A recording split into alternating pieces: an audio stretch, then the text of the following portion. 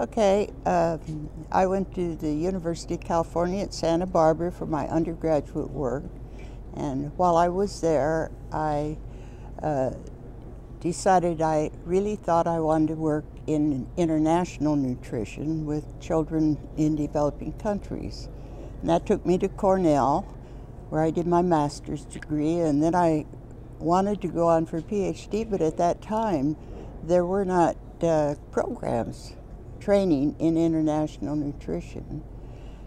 But while I was stayed on for a year to run a diet table study at Cornell, a man appeared on the scene from Columbia University, Dr. William Henry Seabrough, who was one of the pioneers in nutrition, and he had just started the Institute of Human Nutrition at Columbia University to train in international nutrition work.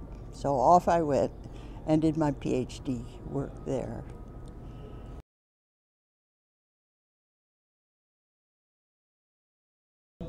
Well, as I say, I wanted to work with malnourished children in developing countries, so at the time, these children with protein energy malnutrition were dying at very, very high rates.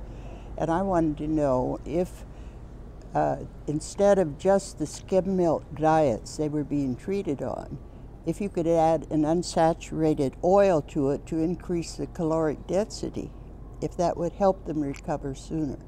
So I went to Jerusalem, Jordan, and I worked with refugee children in a hospital up on the Mount of Olives doing balance studies in which we added an unsaturated oil to skim milk diets and studied the mobilization of lipids out of the liver and their rates of recovery.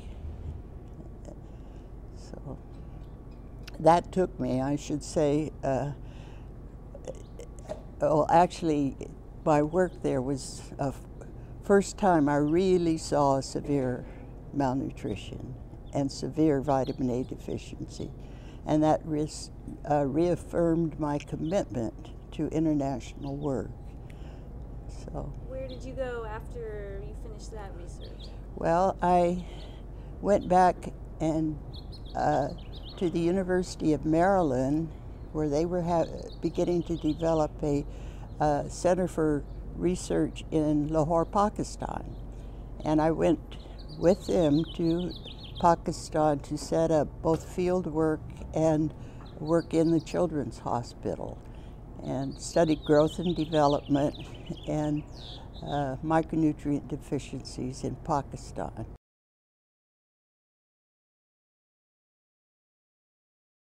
Oh, well, for a woman, you know, in a Muslim country, you had actually a unique opportunity if you wanted to work with women and children, because I was, as a woman, could go up into the homes, and the women loved to have a foreign woman come into their home.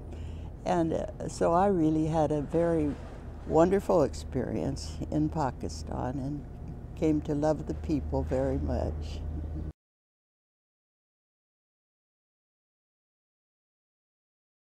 Well, I'd say probably a very large field study that I did in South India among studying vitamin A deficiency in that group.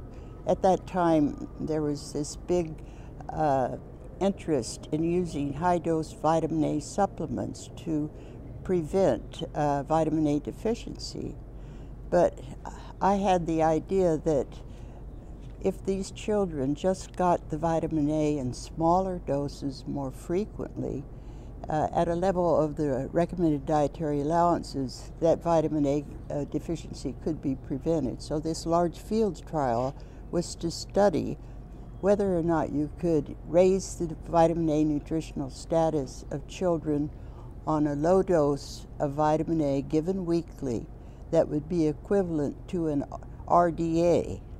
And we did that study, and indeed, I was surprised that we were able to reduce mortality as much as 50% among those children. And as a result of that, I became quite committed to food-based approaches to these nutritional deficiency problems with micronutrients.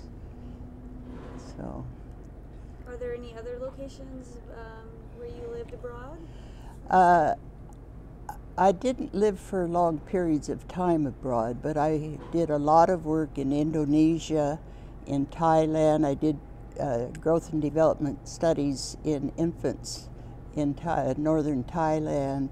I worked in Brazil, and in Brazil worked again with vitamin A deficiency problems. And I've worked in various countries in Africa, and let's see, several countries.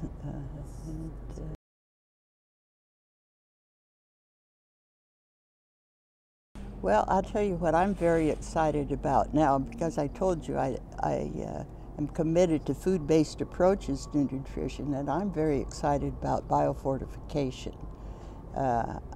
I just believe that, we can solve these problems if we can get food with higher nutrient content into the diets of poor people. And biofortification is leading to increasing the iron and the zinc and the beta-carotene content of some of the foods that are grown by the poorest people. And because they grow it themselves, they tend to eat it. And the studies are beginning to show that indeed you can improve their nutritional status through these biofortified staple crops. And I think that's very exciting work.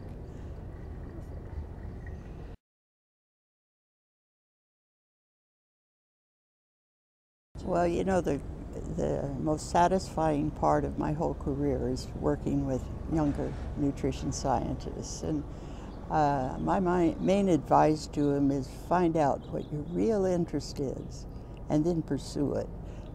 You can have a very exciting career in nutrition.